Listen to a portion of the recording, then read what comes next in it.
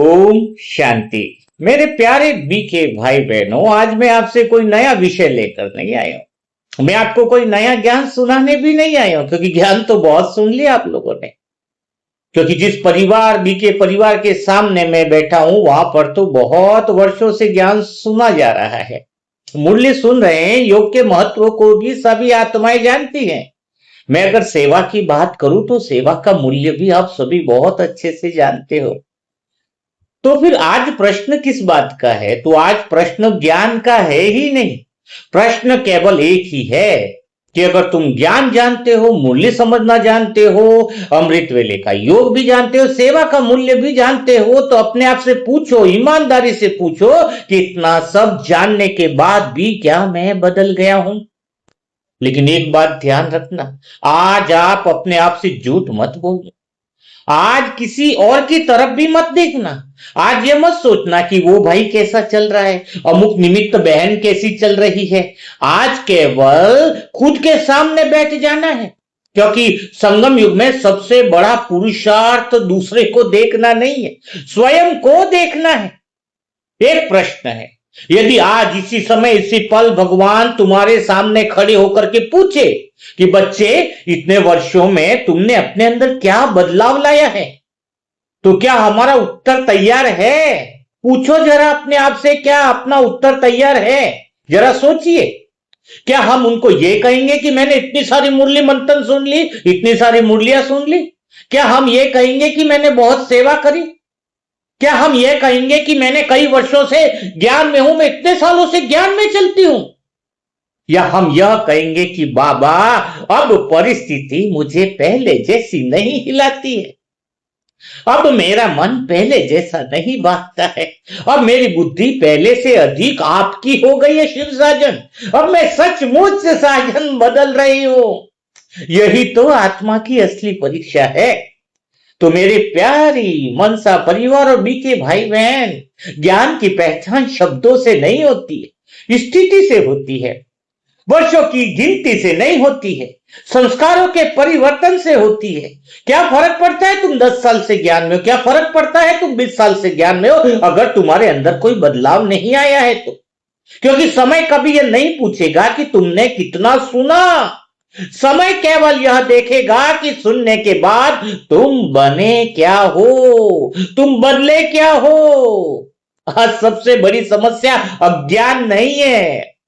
हाँ, बीके भाई सोचते होंगे कि सबसे बड़ी समस्या घर वाले का ज्ञान है, उसका ज्ञान है, मेरा ज्ञान है। समस्या ज्ञान की है ही नहीं। सबसे बड़ी समस्या यह है कि हमने ज्ञान को सुन लिया, लेकिन उसे जीवन का निर्णय नहीं बनाया है। हम सब जानते हैं कि देह अभिमान छोड़ना है, अशुद्धता का केंद्र छोड़ना है। हम सब जानते हैं कि शिव साजन की सजनी बनना है तो पूर्णता के केंद्र में बिल्कुल स्थापित होना है, सत्य के केंद्र का स्मृति लानी है। हम सब जानते हैं कि परमात्मा को पहली प्रायोरिटी बनाना है, जीवन में शिव साजन के अलावा कुछ न हो, भगवान के अलावा कुछ न हो, उसको ही पहली प्राथमिकता बनाना है। लेकिन मैं पूछता हूं, यह तो खाली तुम जानते हो, क्या यह जानना ही बदल जाना है? यदि जानना ही बदल जाना होता तो आज हर ज्ञानी आत्मा फरिश्ता होती। लेकिन ऐसा क्यों नहीं है? क्योंकि ज्ञान और परिवर्तन के बीच में एक पुल है। उस पुल का नाम है निर्णय। जो निर्णय ले लेता है वह बदल लेता है। मुझे याद है अपने जीवन का वो पल, वो क्षण, जिस वक्त मैंने निर्णय लिया था। जानना तो मेरे जीवन में भी बहुत हो गया था, इसलिए वापस रिपीट कर रहा हूं कि ज्ञान और परिवर्तन के बीच एक पुल है। उस पुल का नाम है निर्णय। जिस दिन आत्मा निर्णय कर लेती है कि अब चाहे कुछ भी हो जाए, मुझे बदलना ही है, मुझे सत्य केंद्र पर पहुंचना ही है, उसी दिन शिव साजन की सजने का मानव नया जन्म शुरू हो जाता है। यही कारण है कि दो आत्माएं एक ही मुरली सुनती हैं। एक उड़ने लगती है, एक शिव साजन की प्यारी सजनी जो उसके प्यार में उसकी डगर पर चलने लगती है। दूसरी वहीं की वहीं रह जाती है। अंतर ज्ञान का नहीं है, अंतर निर्णय का है। आज मैं आपसे एक और प्रश्न पूछता हूं। सुबह खुलते ही सबसे पहला विचार क्या शिव साजन का आता है या संसार का आता है? अगर अमृत वेला उठते ही ख्याल आ जाए कि मैं आत्मा तो उसके प्रेम की दीवानी हो, बस उसी का ख्याल आ जाए कि उसी के पास बैठना है, उसके पास मौन में गहरी प्रेम की बातें सुननी है, उसके अलावा अगर कोई ख्याल ना आए तो समझ लेना स्थिति बेहतर है। लेकिन सुबह उठते ही शिव साधन का ख्याल ना आकर संसार का अगर ख्याल आता है, अगर पहली स्मृति संसार है तो समझिए पहली प्राथमिकता तुम्हारे जीवन में संसार है। नाटक चल रहा है फिर जीवन के अंदर, तुम्हारा ओरिजिनल ड्रामा यही चल रहा है कि जानते सब हो कि भगवान पहली पसंद होनी चाहिए, जानते सभी हो कि मैं शिव साजन की सजनी हूं, लेकिन याद फिर संसार क्यों आ रहा है। और अगर यदि पहली स्मृति शिव साजन की है, भगवान की है, तो समझ लीजिए आत्मा सही दिशा में चल रही है। तो मेरे प्यारे बीके भाई बहनों, योग कभी समय मिलने से थोड़ी लगता है। योग तो तब लगता है जब परमात्मा समय से अधिक महत्वपूर्ण हो जाता है, जब शिव साधन से प्रेम महत्वपूर्ण हो जाता है, उसको देखे बिना दिल नहीं करता है। हम कहते हैं समय नहीं मिलता है, लेकिन सच तो यह है कि जिस काम को हम सबसे अधिक महत्व देते हैं उसके लिए समय अपने आप निकल जाता है। सच पूछो अपने आप से, मोबाइल के लिए बहुत समय है, व्यापार के लिए समय बहुत है, परिवार की बर्थडे पार्टी और शादी की पार्टियों के लिए समय बहुत है, चिंता करने के लिए भी तुम्हारे पास समय बहुत है, लेकिन शिव साजन से बातें करने के लिए समय नहीं है। तो समस्या समय की नहीं है, समस्या है तुम्हारे जीवन की प्राथमिकता की। और यहीं से पुरुषार्थ शुरू होता है। आत्मा स्वयं से पूछती है कि मुझे वास्तव में चाहिए क्या। तुम अपने आप से आज इसी पल इसी सेकंड पूछिए कि तुम्हें वास्तव में क्या चाहिए। क्या सुविधा चाहिए, क्या सम्मान चाहिए, प्रशंसा चाहिए, या फिर तुम्हें शिव साजन का वह प्रेम चाहिए जो हर पल तुम्हारे पीछे मेहनत करता है, हर पल तुम्हें ऊंचा उठाने के लिए निरंतर वो प्रेरणाएं देता है। जब तक इस प्रश्न का उत्तर स्पष्ट नहीं होगा तब तक आपका शिव साजन से प्रेम और योग गहरा नहीं हो सकता है। क्योंकि योग का सबसे बड़ा प्रश्न कैसे नहीं है कि मेरा योग कैसे लगेगा। योग का सबसे बड़ा प्रश्न है क्यों। तुम्हें योग क्यों करना है, तुम्हें भगवान से बातें क्यों करनी है, तुम्हें शिव साजन के प्रेम में क्यों डूबना है।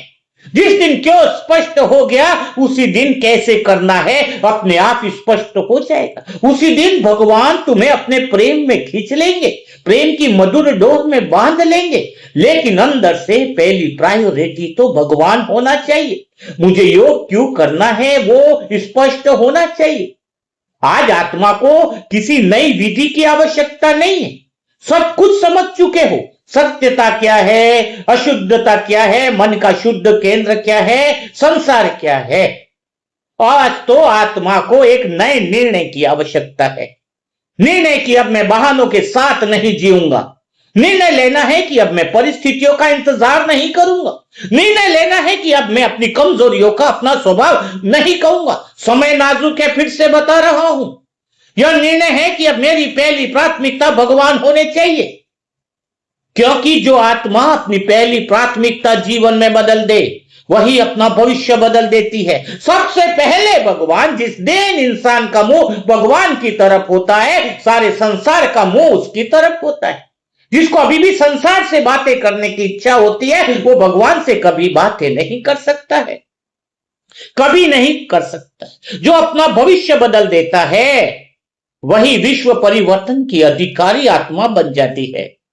आज अपने मन को बिल्कुल शांत कर लीजिए, इस पल बिल्कुल शांत कर दीजिए और एक बात का उत्तर दीजिए। यदि आज इस समय आपके सामने दो रास्ते रख दिए जाए, एक तरफ पूरा संसार और दूसरी तरफ शिव साजन हो, भगवान हो, परमात्मा हो, तो आपकी बुद्धि बिना एक क्षण लगाए किस ओर जाएगी। उत्तर शब्दों से मत दीजिए, उत्तर आपकी दिनचर्या दे रही है, उत्तर आपकी प्राथमिकताएं दे रही है। उत्तर यह दे रहा है कि सुबह उठते ही आपकी बुद्धि सबसे पहले कहां जाती है, दिन भर किस बात में सबसे अधिक समय जाता है और रात को सोते समय सबसे अंतिम स्मृति किसकी रहती है। क्योंकि आत्मा का भविष्य उसके शब्द तय नहीं करते हैं, उसकी प्राथमिकताएं तय करती हैं। यहीं से पुरुषार्थ का वास्तविक प्रारंभ होता है। बहुत लोग मुझसे पूछते हैं कि योग कैसे लगे, मन कैसे रुके, बुद्धि स्थिर कैसे हो। लेकिन मैं आज कहता हूं यह प्रश्न बहुत अधूरा है। सही प्रश्न यह है, मुझे योग चाहिए ही क्यों, मुझे भगवान में प्रेम लगाना ही क्यों है। जिस दिन इस क्यों का उत्तर आत्मा के भीतर आग बनकर जलने लगेगा, उसी दिन कैसे का उत्तर ढूंढना नहीं पड़ेगा। जब सचमुच समझ में आ जाएगा कि भगवान के अलावा कोई अपना है ही नहीं जो मुझे अपने पूर्णता के केंद्र की स्मृति दिला सके। जब किसी प्यासे को पानी चाहिए होता है तो वो पानी खोजने का तरीका नहीं पूछता है, वह तब तक चलता है जब तक पानी मिल नहीं जाता। जब किसी मां का बच्चा खो जाता है तो वह यह नहीं पूछती है कि खोजूं कैसे, उसका प्रेम उसे दौड़ाता है। फिर परमात्मा को पाने की चाहत में यह प्रश्न क्यों रह जाए कि योग कैसे लगे। इतने साल हो गए फिर भी पूछते हो कि योग कैसे लगे।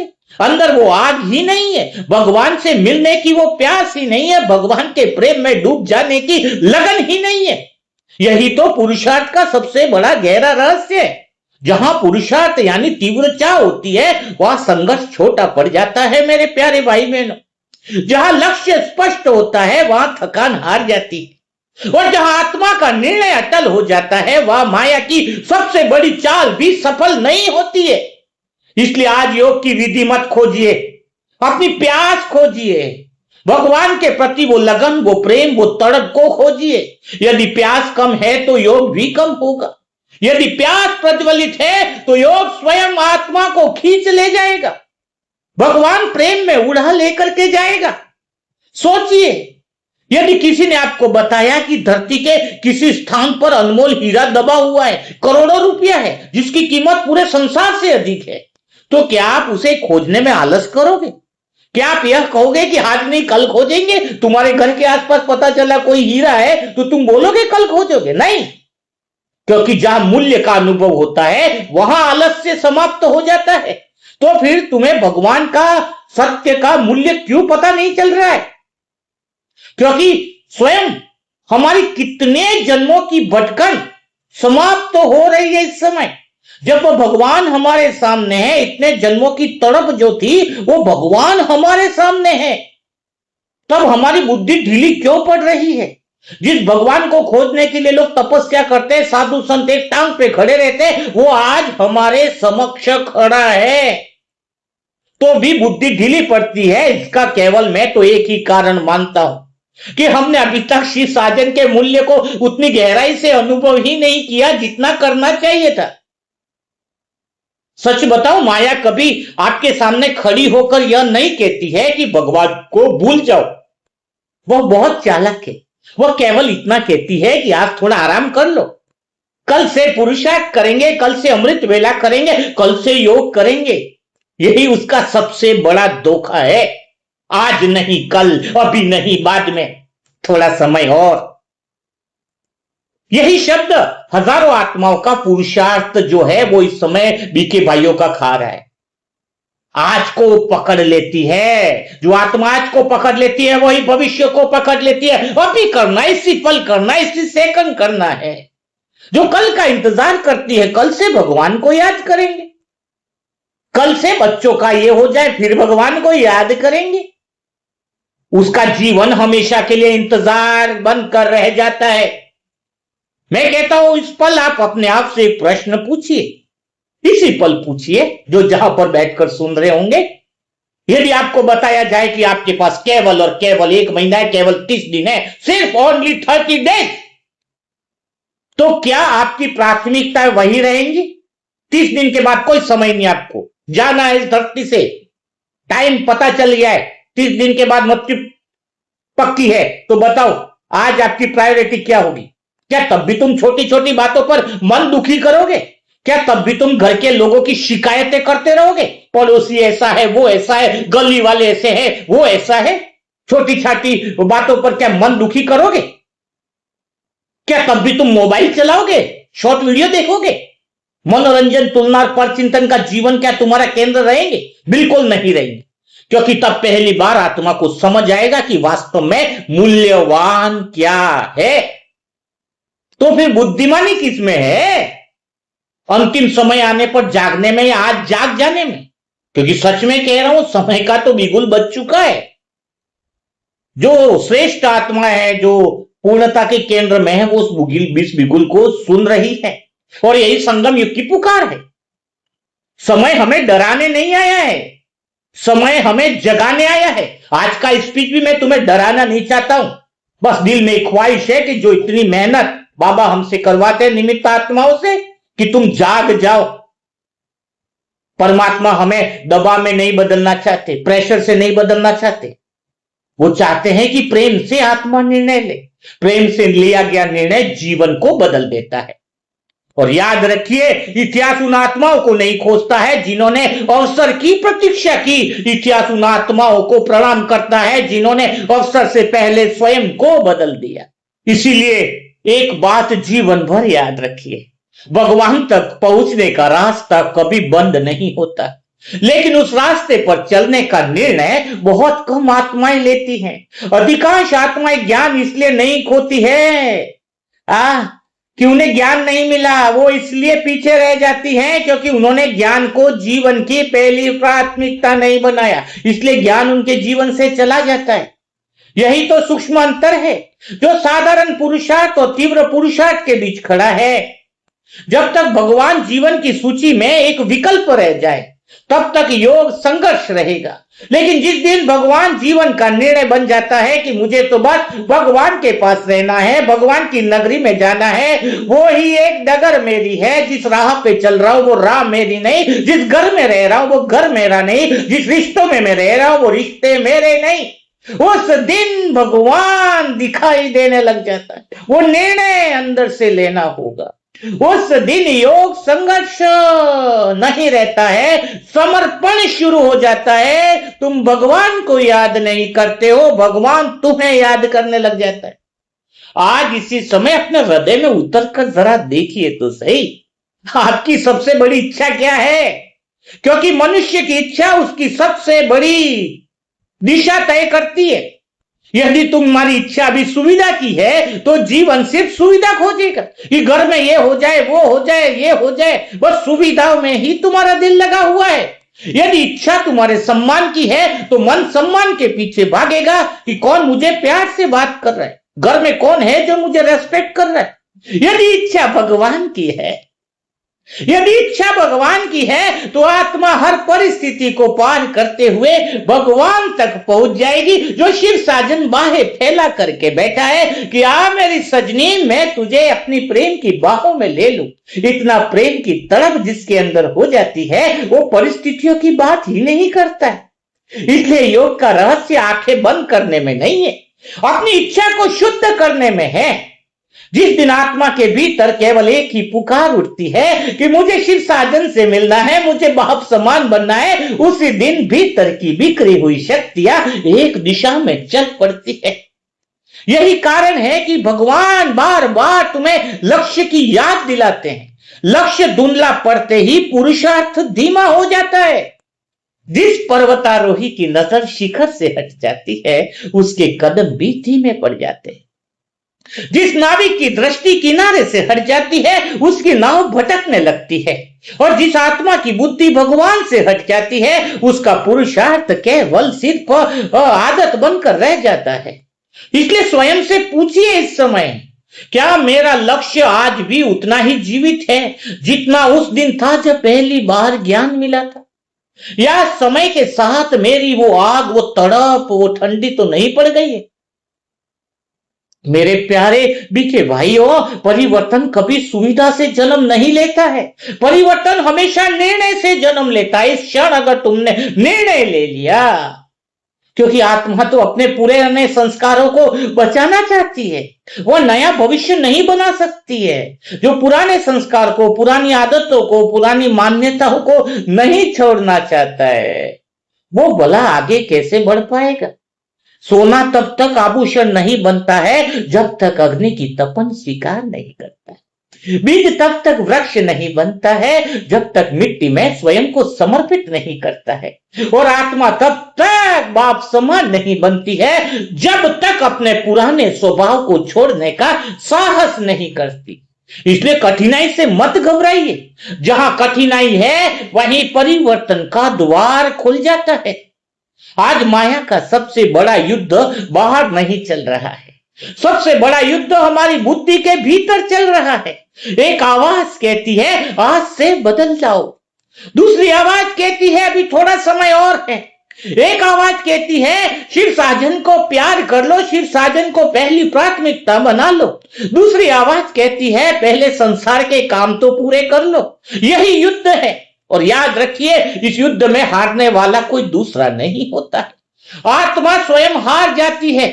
इसलिए तुम्हें निर्णय तो स्पष्ट लेना ही चाहिए कि माया को भी पता चल जाए कि यह आत्मा अब रुकने वाली नहीं है, जो भगवान के प्रेम की डगर में चल गई। प्रेम की नगरी बड़ी अति सगरी है, बिल्कुल सक्रिय है, जहां पर तो सिर्फ वही आत्मा पहुंच पाती है जिसके अंदर एक ही लक्ष्य हो, भगवान को देखना, भगवान की बातें सुनना, भगवान के मौन में उतर जाना।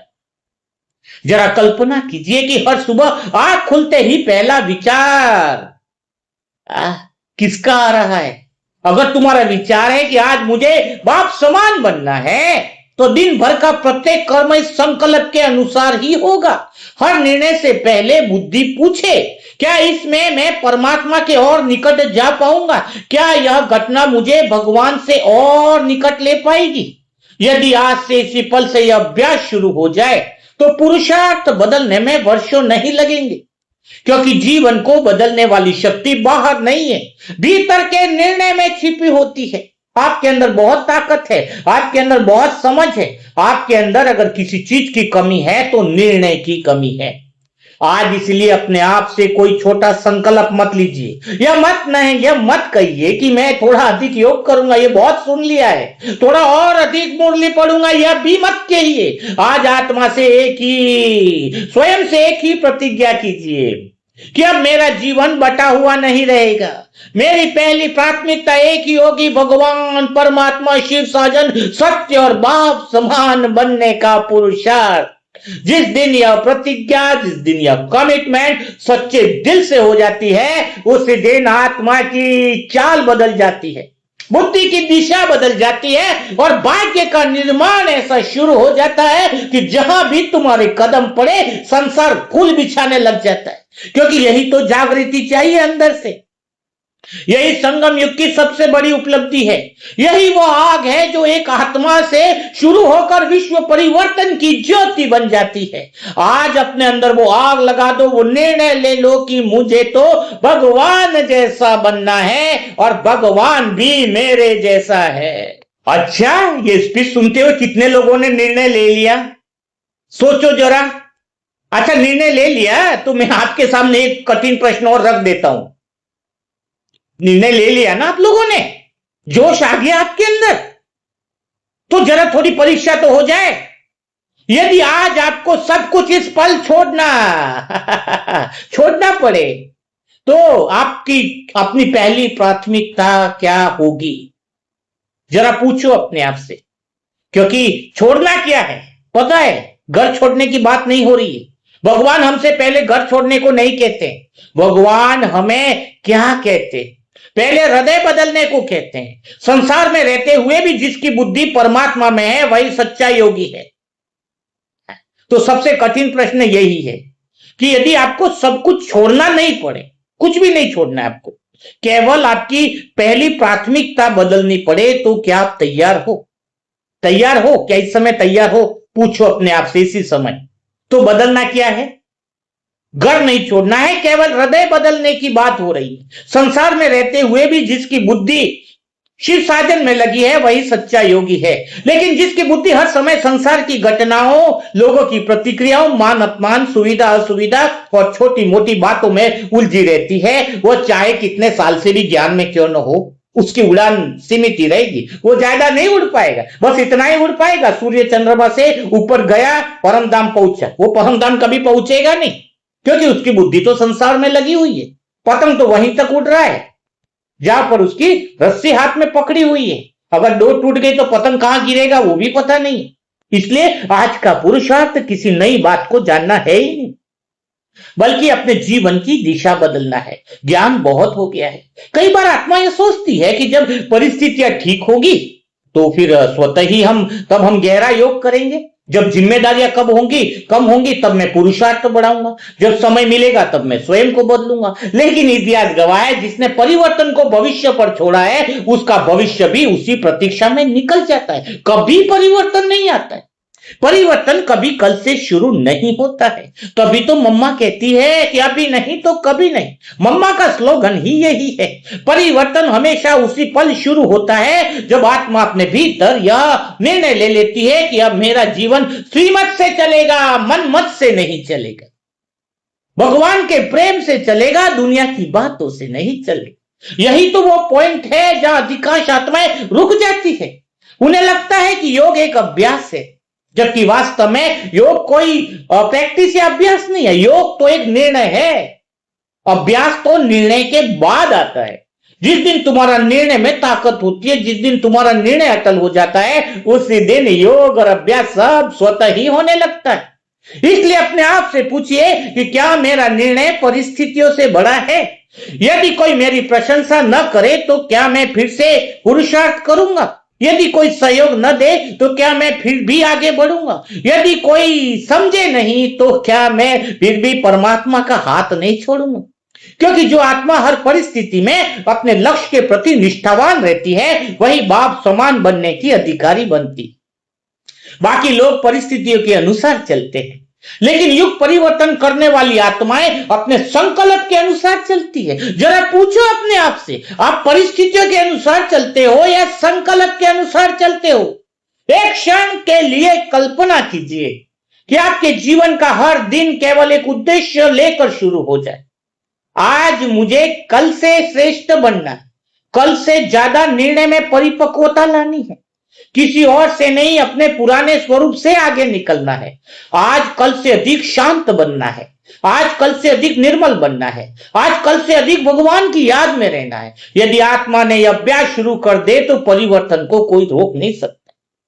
बस सुबह उठकर के यह निर्णय लेना जरूरी है कि मुझे कल से बेहतर बनना है, क्योंकि सबसे बड़ी प्रतियोगिता संसार से नहीं, सबसे बड़ी रेस तो स्वयं से होती है।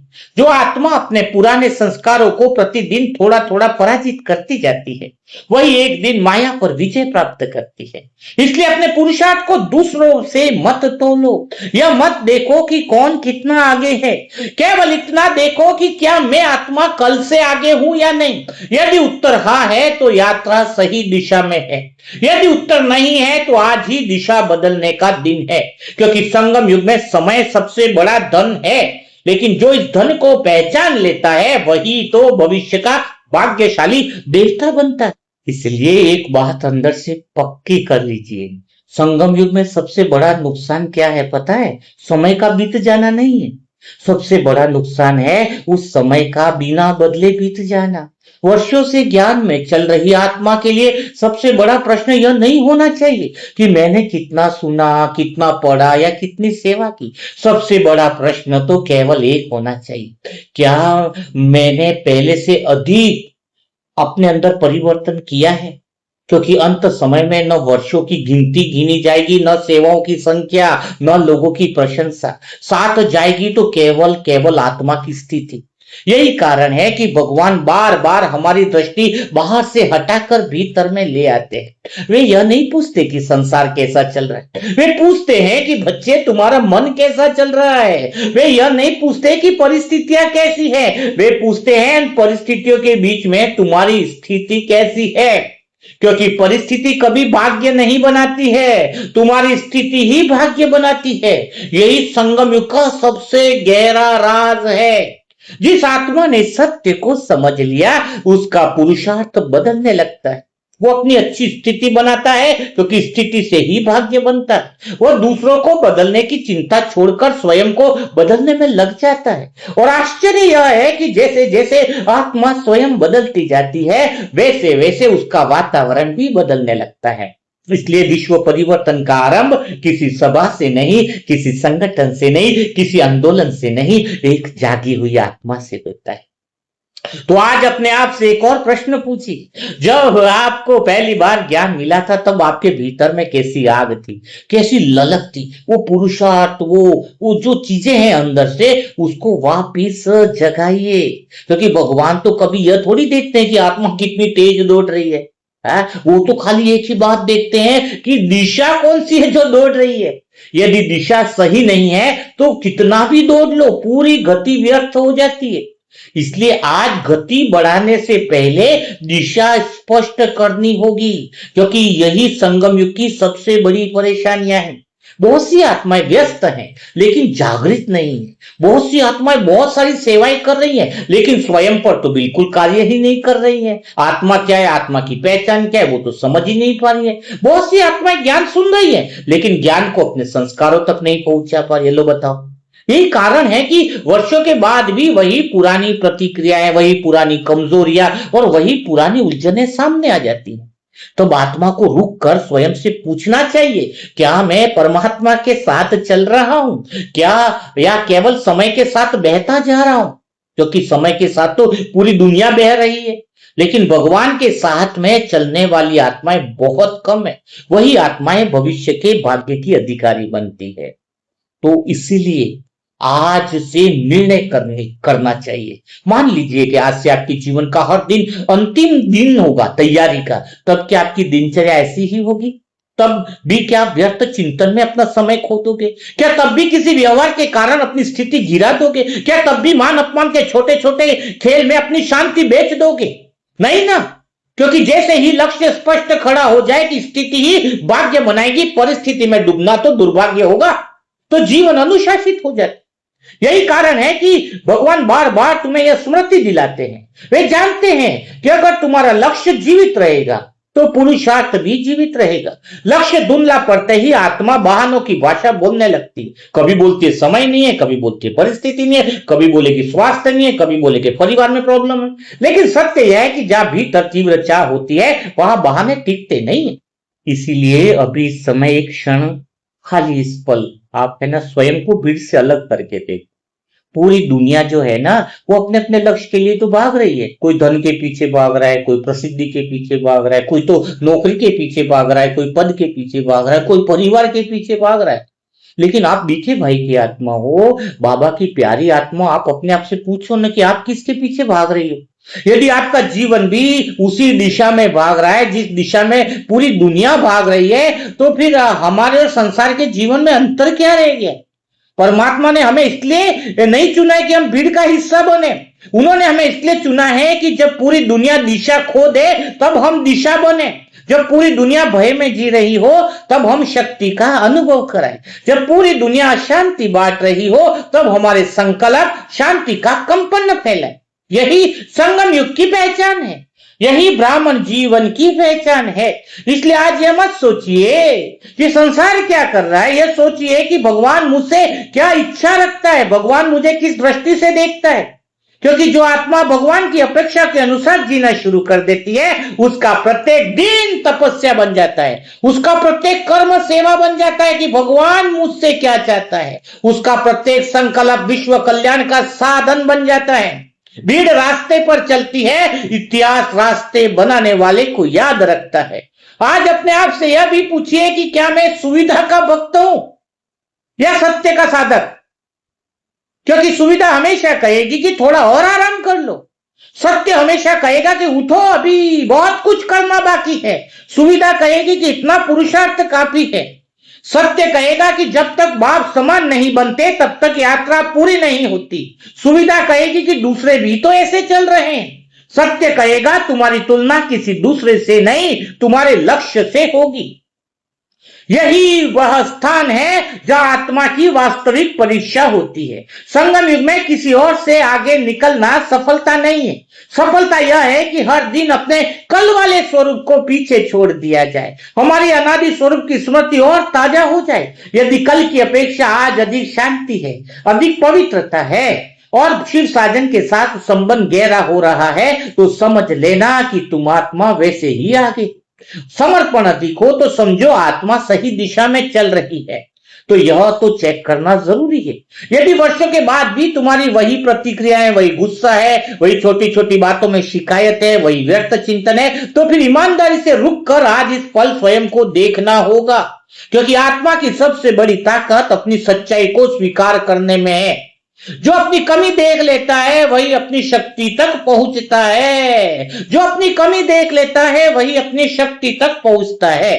तो याद रखिए, परमात्मा हमसे पूर्णता की शुरुआत नहीं चाहते, वे ईमानदारी की शुरुआत चाहते हैं। जिस दिन आत्मा बिना किसी बहाने के स्वीकार कर लेती है कि हाँ मुझे बदलना है, उसी दिन भगवान की विशेष सहायता अनुभव होने लगती है।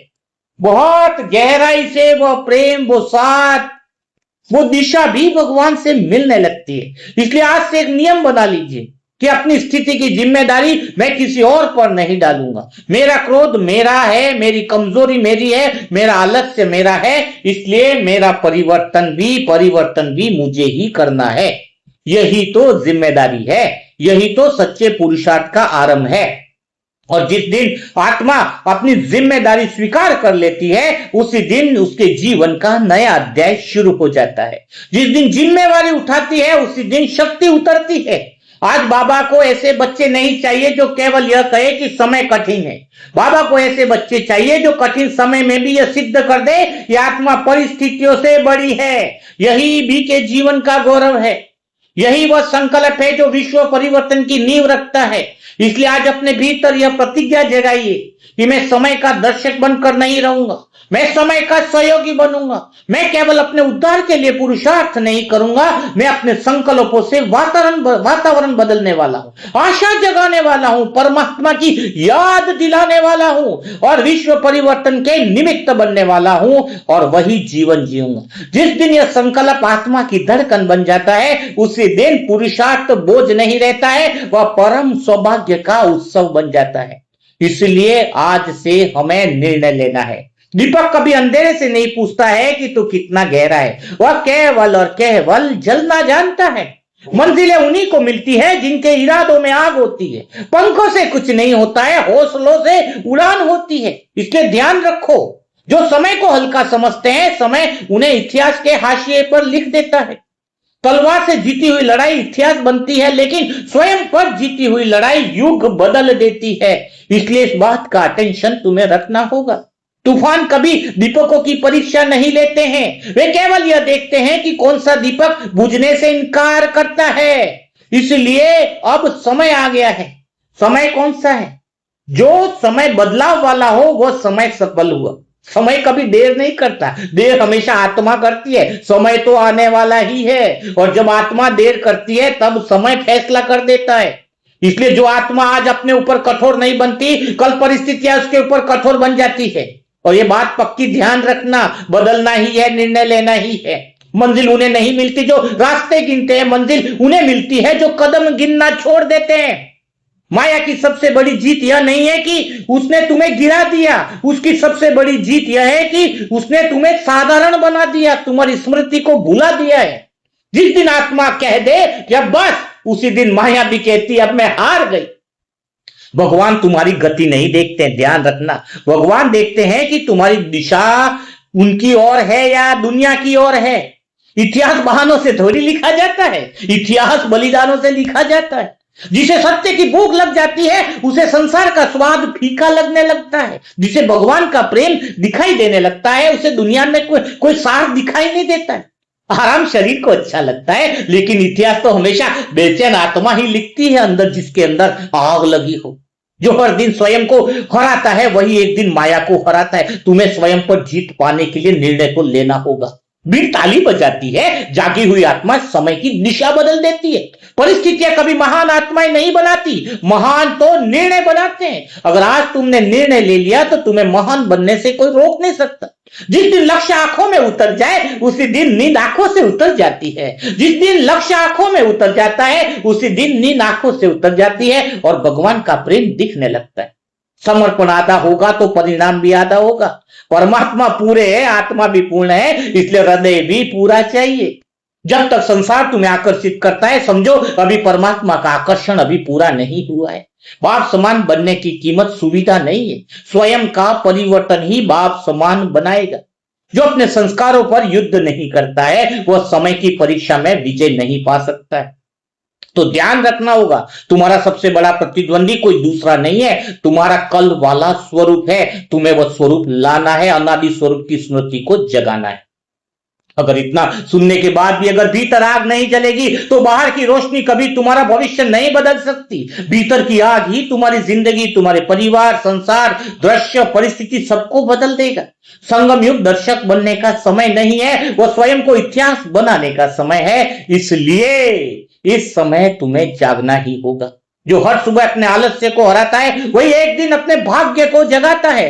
मंजिल दूर नहीं होती, निर्णय कमजोर हो जाते हैं।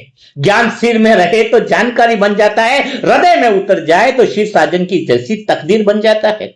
भाग्य लिखा नहीं जाता, प्रतिदिन के पुरुषार्थ से उसको तराशा जाता है। ध्यान रखना, जो लेने आता है वह खाली लौट जाता है। अरे जो लेने आता है वह खाली लौट जाता है, जो देने उठता है परमात्मा उसे भी भर देता है। परमात्मा उसे भर देता है। इसलिए जरूरत किस बात की है? उत्साह ताली बजवाता है, निर्णय इतिहास बनवाता है। तो आज निर्णय ले लो। जो ऊपर उठता है हवा उसी से टकराती है, जमीन पर पड़े पत्थरों से नहीं। इसलिए पुरुषार्थ यानी प्रेम की दिशा में ऊपर तो उठना है। भगवान शब्द थोड़ी सुनते, भीतर के जलती हुई आग की चाह को सुनते हैं। तो अंदर वो तड़प, वो प्रेम तो होना चाहिए। जिस दिन तुम्हें अपनी मंजिल छोटी लगने लगे समझ लेना कि तुमने चलना बंद कर दिया है। तुम्हारी मंजिल, तुम्हारा पुरुषार्थ ऊंचा होना चाहिए। भगवान जैसा तुम्हें बनना ही है। दुनिया तुम्हारी पहचान पूछेगी, समय तुम्हारी स्थिति पूछेगा और परमात्मा केवल तुम्हारा समर्पण देखेंगे। तो जरूरत है आज इसी बात की। और सच में आज तुम्हें निर्णय लेना ही होगा, क्योंकि जो निर्णय से उठता है उसे दुनिया नहीं रोकती, उसे केवल उसकी पुरानी आदतें रोकती हैं। इसलिए समझ लो, चिंगारी बनने का शौक मत रखो। ऐसा सूर्य बनो कि अंधकार को आने से पहले ही डर लगने लगे। धन तिजोरी में रहता है, शक्ति तकदीर में रहती है। इसलिए इस बात को पक्का कर लो, जिस आत्मा का लक्ष्य स्वयं से बड़ा हो जाता है उसकी शक्ति भी स्वयं से बड़ी हो जाती है। इसलिए भीतर की शक्ति को जगाना है। समय किसी का इंतजार नहीं करता, लेकिन समय के साथ चलने वाली आत्मा को इतिहास कभी नहीं भूलता है। गिरना हार नहीं है, गिरकर वही पड़े रहना हार है। उठना ही ब्राह्मण जीवन की पहचान है और निरंतर उठते रहना ही बाप समान बनने की यात्रा है। तो आज बहुत हो गया, वैसे शायद पता नहीं चला, बहुत 40 मिनट से ऊपर हो गया, तो शायद आज का जगाने के लिए काफी था। आज अगर तुम्हारी किसी एक आत्मा में भी, मैं कहता हूं अगर यह सेशन सुनने के बाद अगर कोई एक आत्मा भी निर्णय ले लेती है कि मुझे जागना है, क्योंकि देखो सत्युग को बदलने वाली, सत्युग में आने वाली मेन आत्मा 108 आत्मा है और 16,108 ही है। बाकी सब तो कम पुरुषार्थ वाली आत्मा है। तो ऐसा तो कहेंगे नहीं कि इस स्पीच को सुनने के बाद सारे लोग जाग गए होंगे, है ना। लेकिन वो आत्माएं, कुछ आत्माएं भी जाग गई होंगी। मैं तो कहता हूं 5 आत्माएं भी अगर इस स्पीच को सुनने के बाद जाग गई होंगी तो यह स्पीच का जो उद्देश्य जो था वो सफल हुआ। तो वो 5 आत्माएं कौन है वो तो आप खुद अपने आप में निर्णय लो। हो सकता है, मैं तो चाहता हूं कि सारी आत्माएं जाग जाए और मनसा परिवार की तो हर एक आत्मा विशेष है ना। तो आज अपने आप में निर्णय लो। सच में समय बहुत नाजुक है, इसलिए आपको बीच बीच में यह सेशन कराए जाते हैं जिससे आपके अंदर वो जागृति आ जाए, वो आलस्य कम पड़ जाए। तो आज आपने क्या निर्णय लिया वो कमेंट बॉक्स में लिखना है। जो आप में कमेंट बॉक्स में लिखेंगे कि मैं परिवर्तन के लिए तैयार हूं, मैं ज्ञान को जीवन में धारण करने के लिए तैयार हूं, मैं अपने बुद्धि को दिशा देने के लिए तैयार हूं, मैं शिव साजन के गहरे प्रेम में डूबने के लिए तैयार हूं, वो कमेंट बॉक्स में जरूर लिखे, ताकि शिव साजन को भी पता चले कि मेरी सजनी वही है जो सच में संकल्प लेती है। तो कल फिर मुलाकात करेंगे ऐसे ही दिल छू जाने वाले नए सेशनों के साथ। तब तक के लिए सभी भाई बहनों को ओम शांति, ओम शांति, ओम शांति।